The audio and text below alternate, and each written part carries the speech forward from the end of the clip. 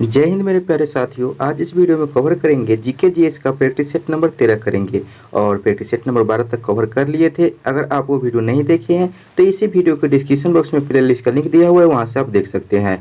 और आज इस वीडियो में टोटल 25 क्वेश्चन करने वाले हैं और ये 25 क्वेश्चन आपको ITBP, CISF, CRPF टेस्ट में सभी के लिए इंपोर्टेंट रहने वाला है। तो वीडियो को पूरा अंत तक देखिएगा और चैनल पर पहली बार आए हैं तो चैनल को सब्सक्राइब करके बेल बटन प्रेस कर लीजिएगा ताकि आपको हर वीडियो का नोटिफिकेशन मिल सके।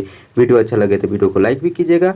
दोस्तों आप लोग हिंदी का प्रीसेट नहीं देख रहे हैं तो हिंदी का भी प्रीसेट देखिए, जो कि आपको वीडियो के डिस्क्रिप्शन बॉक्स में आपको प्लेलिस्ट का लिंक मिल जाएगा, वहां से आप हिंदी का भी देख सकते हैं। तो चलिए दोस्तों स्टार्ट करते हैं क्वेश्चन नंबर 1 से। क्वेश्चन नंबर 1 आपको 26 नंबर क्वेश्चन से होगा। तो 26 नंबर क्वेश्चन में है कि शेरशाह का मकबरा अवस्थित है। तो शेरशाह का मकबरा कहाँ अवस्थित है, इस 4 ऑप्शन में से बताना है। दोस्तों आप लोगों को जिस क्वेश्चन का आंसर आ रहा है उस समय कमेंट में जरूर बताइएगा। जैसे कि 26 नंबर होगा तो 26 नंबर का ए होगा या बी होगा या सी होगा या डी होगा, इस प्रकार से आप आंसर दे सकते हैं। तो बात करते हैं शेरशाह का मकबरा कहाँ अवस्थित है इसके बारे में। तो ऑप्शन नंबर ए में सिकंदर दे रखा है, बी में बुरनहारपुर दे रखा है, सी में जबलपुर दे रखा है और डी में सासाराम दे रखा है। तो शेरशाह का मकबरा हो जाएगा तो सासाराम में अवस्थित है। तो ऑप्शन नंबर डी इसका करेक्ट आंसर हो जाएगा 26 नंबर का। ठीक है दोस्तों, बात करते हैं 27 नंबर क्वेश्चन की। तो 27 नंबर में निम्नलिखित में से कौन सा कुंभ मेले से संबंधित है। 30 में से बताना है कि कुंभ मेले से संबंधित कौन सा शहर है। ऑप्शन नंबर ए में मेरठ, बी में उज्जैन, सी में मथुरा, डी में वाराणसी। तो जो ऑप्शन नंबर बी में आपको दे रखा है कि उज्जैन जो है जो आपको कुंभ मेले से संबंधित है। तो ऑप्शन नंबर बी इसका करेक्ट आंसर हो जाएगा 27 नंबर का। 28 नंबर क्वेश्चन में 10 दिसंबर को किस देश के फुटबॉल लेखक ग्रांट वाहल का निधन हो गया है। ऑप्शन नंबर ए में USA, बी में UAE, सी में ब्राजील और डी में फ्रांस दे रखा है। तो वह जो थे तो यह USA यानी कि अमेरिका के वह रहने वाले थे। तो ऑप्शन नंबर ए इसका करेक्ट आंसर हो जाएगा 28 नंबर का। ठीक है दोस्तों, बात करते हैं अगला क्वेश्चन और 29 नंबर क्वेश्चन है, किस देश के फुटबॉलर फॉरवर्ड एडेन हजार्ड ने संन्यास की घोषणा की है। ब्राजील की, रूस की, बेल्जियम की, पुर्तगाल की। तो यह जो फॉरवर्ड एडेन हजार्ड ने जो संन्यास की घोषणा की है तो वह थे बेल्जियम के थे। तो ऑप्शन नंबर सी इसका राइट आंसर हो जाएगा 29 नंबर का। 30 नंबर में रोगों के उस समूह का चयन कीजिए जो हवा के माध्यम से संचित होता है। ए में दे रखा है कि कॉलरा, टाइफाइड, ट्यूबरकुलोसिस। बी में दे रखा है कि ट्यूबरकुलोसिस, निमोनिया, इन्फ्लुएंजा। सी में दे रखा है कि वाट्स कॉमन गोल्ड कफ और डी में दे रखा है कि एड्स, टाइफाइड, निमोनिया। तो यह जो है जो हवा के माध्यम से होने वाला जो रोग है, तो जो कि ऑप्शन नंबर आपको बी में जो दे रखा है कि ट्यूबरकुलोसिस, निमोनिया, इन्फ्लुएंजा, ये तीनों आपको हवा से होने वाला रोग है। तो ऑप्शन नंबर बी इसका करेक्ट आंसर हो जाएगा 30 नंबर का। 31 नंबर क्वेश्चन है कि किस भू लगान व्यवस्था के अंतर्गत जमींदारों को अपनी संपत्ति हस्तांतरित करने का अधिकार दिया गया था, बशर्ते कि उन्होंने सरकार को तय की गई राशि का भुगतान कर दिया हो।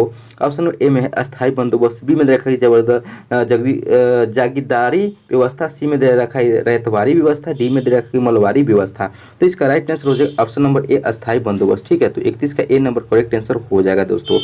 बात करते हैं 32 नंबर क्वेश्चन की और 32 नंबर क्वेश्चन में दे रखा है कि संगठित क्षेत्र की निम्नलिखित विशेषताओं में से कौन सही नहीं है। इस क्षेत्र के उद्योगों को सरकार के द्वारा पंजीकृत किया जाता है। ऑप्शन नंबर ए में दे रखा है कि कामगारों को अवकाश के दिनों में भी भुगतान सहित छुट्टी की सुविधा प्राप्त नहीं होती है। बी में दे रखा है कि कामगारों को अवकाश के दिनों भुगतान सहित छुट्टी की सुविधा प्राप्त नहीं होती है। सी में दे रखा है कि इस क्षेत्र में कामगारों को सुरक्षा व रोजगार की सुविधा रहती है। डी में दे रखा है नियोक्ता कामगारों को यात्रा के लिए अवकाश की छुट्टी देने के लिए बाध्य होता है। तो इसका right answer option number D वाला हो जाएगा, जो कि दे रखा है नियोक्ता कामगारों को यात्रा के लिए अवकाश की छुट्टी देने के लिए बाध्य होता है। तो 32 नंबर का डी इसका करेक्ट आंसर हो जाएगा। अगला क्वेश्चन है 33 नंबर क्वेश्चन। 33 नंबर क्वेश्चन में कह रहा है कि मंदिर स्थापत्य कला के संदर्भ में मंदिर का सबसे महत्वपूर्ण भाग है। ऑप्शन नंबर ए में है गोपुरम, बी में दे रखा है मंडपम, सी में दे रखा है प्रदक्षिणा पथ और डी में देखा है गर्भगृह। तो ये जो मंदिर का स्थापत्य कला के संदर्भ में जो मंदिर का सबसे महत्वपूर्ण भाग है, तो सबसे महत्वपूर्ण भाग है गर्भगृह है, जो कि ऑप्शन नंबर डी इसका राइट आंसर हो जाएगा दोस्तों।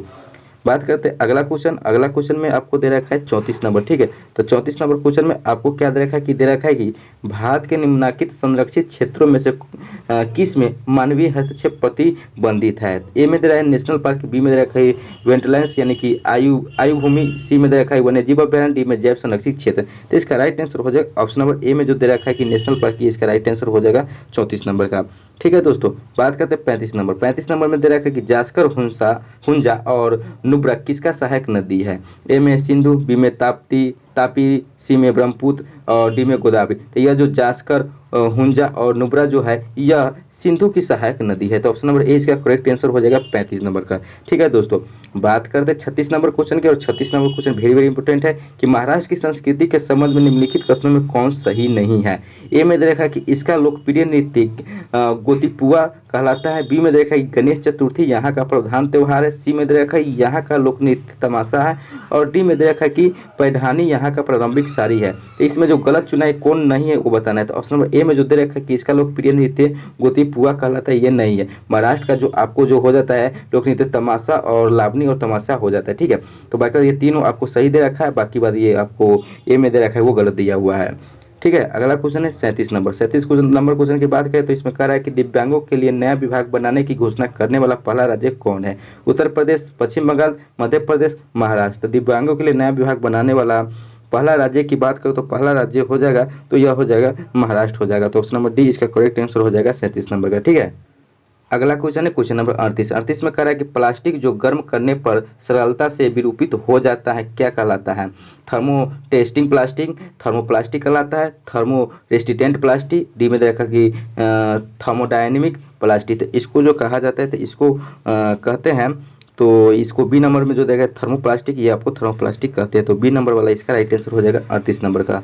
बात करें 39 नंबर की। 39 नंबर क्वेश्चन में कह रहा है कि प्रेयरी मैदानों के जलवायुीय स्थिति के संदर्भ में निम्नलिखित में से कथनों में से कौन सही है? ठीक है, ए में दे रखा कि स्थानीय पवन लू यहाँ बहती है। बी में दे रखा कि यहाँ वार्षिक वर्षा अत्यधिक होती है। सी में दे रखा कि यहाँ उत्तर दक्षिण पवन अवरोध पाया जाता है। डी में दे रखा कि अत्यधिक उष्णता यानी गर्मी के साथ भूमध्य सागरीय जलवायु पाया जाता है। तो इसका राइट आंसर की बात करें तो राइट आंसर डी नंबर वाला हो जाएगा, जहाँ जो कि दे रखा है कि अत्यधिक उष्णता यानी कि गर्मी के साथ भूमध्य सागरीय जलवायु पाया जाता है। तो 39 का डी नंबर करेक्ट आंसर हो जाएगा दोस्तों। ठीक है, अगला क्वेश्चन है 40 नंबर क्वेश्चन। 40 नंबर क्वेश्चन में कह रहा है कि दो राज्यों के बीच विवाद का समाधान उच्चतम न्यायालय द्वारा उसके अंतर्गत किया जाता है। ए में देखा कि अपीलीय क्षेत्राधिकार, बी में सलाहकारी यानी परामर्श क्षेत्रों के क्षेत्राधिकार, सी में दे रखा कि अधीक्षण क्षेत्राधिकार, डी में दे रखा कि मूल क्षेत्राधिकार। तो इसका राइट आंसर हो जाएगा ऑप्शन नंबर डी मूल क्षेत्राधिकार। ठीक है, तो 40 का डी नंबर करेक्ट आंसर हो जाएगा। 41 नंबर क्वेश्चन में दे रखा है कि जल में साधारण नमक मिलाए जाने पर उसके हिमांक एवं क्वथनांक पर क्या प्रभाव पड़ेगा?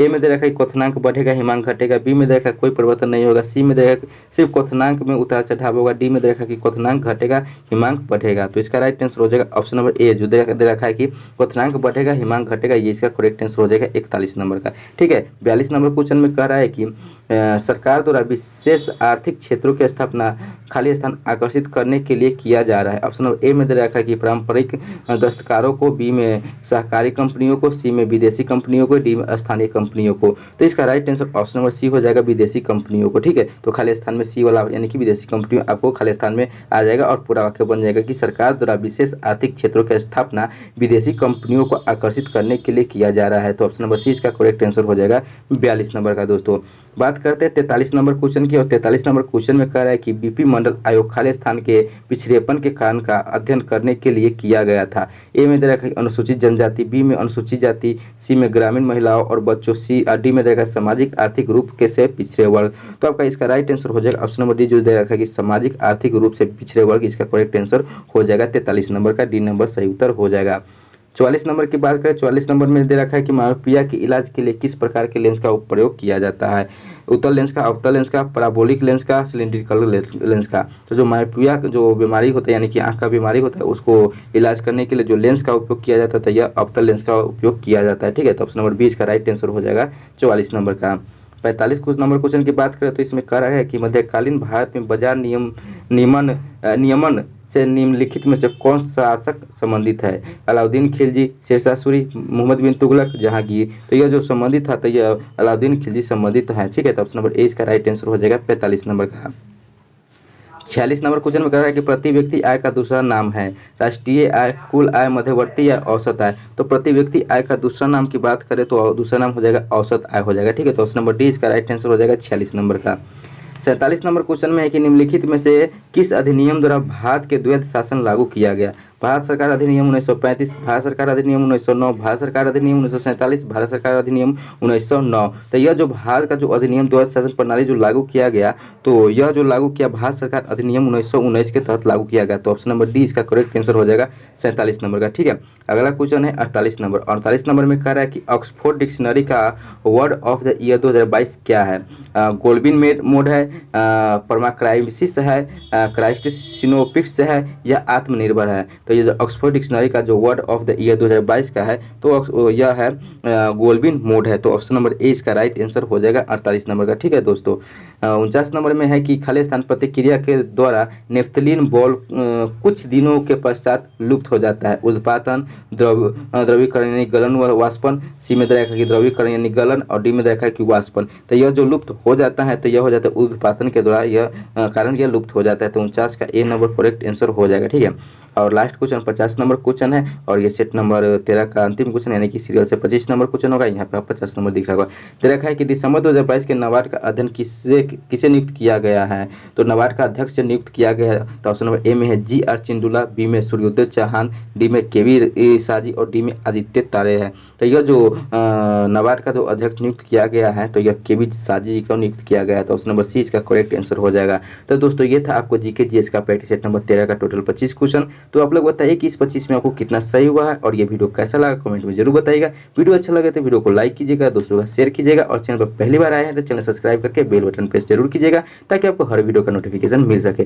दोस्तों आप लोगों को फिर से बता दूं कि आप लोग हिंदी का प्रैक्टिस सेट नहीं देख रहे थे, हिंदी का भी प्रैक्टिस सेट देखिए क्योंकि आपको एग्जाम ओरिएंटेड क्वेश्चन कराया जा रहा है। दोस्तों आप लोग हमारे व्हाट्सएप ग्रुप से नहीं जुड़े हैं तो व्हाट्सएप ग्रुप से जुड़ जाइए, वहाँ पे आपको इन्फॉर्मेशन मिलता रहता है। ठीक है, और व्हाट्सएप ग्रुप में जुड़ने के लिए आपको वीडियो का डिस्क्रिप्शन बॉक्स में व्हाट्सएप का डायरेक्ट लिंक दे रखा है, वहाँ से आप व्हाट्सएप में जुड़ सकते हैं या मेरे पर्सनल व्हाट्सएप नंबर पर मैसेज कर सकते हैं जो कि व्हाट्सएप नंबर 7352487318 यानी 7352487318 है। इस पर मैसेज कीजिएगा तो आपको ग्रुप में ऐड कर दिया जाएगा या खुद से ऐड हो जाइए वीडियो के डिस्क्रिप्शन बॉक्स में, वहाँ पे आप क्लिक कीजिएगा डायरेक्ट आपको व्हाट्सएप में ओपन हो जाएगा, वहाँ से आप ज्वाइन हो सकते हैं। तो चलिए दोस्तों फिर मिलते हैं अगले वीडियो में अगले प्रैक्टिस के साथ, तब तक के लिए जय हिंद जय भारत।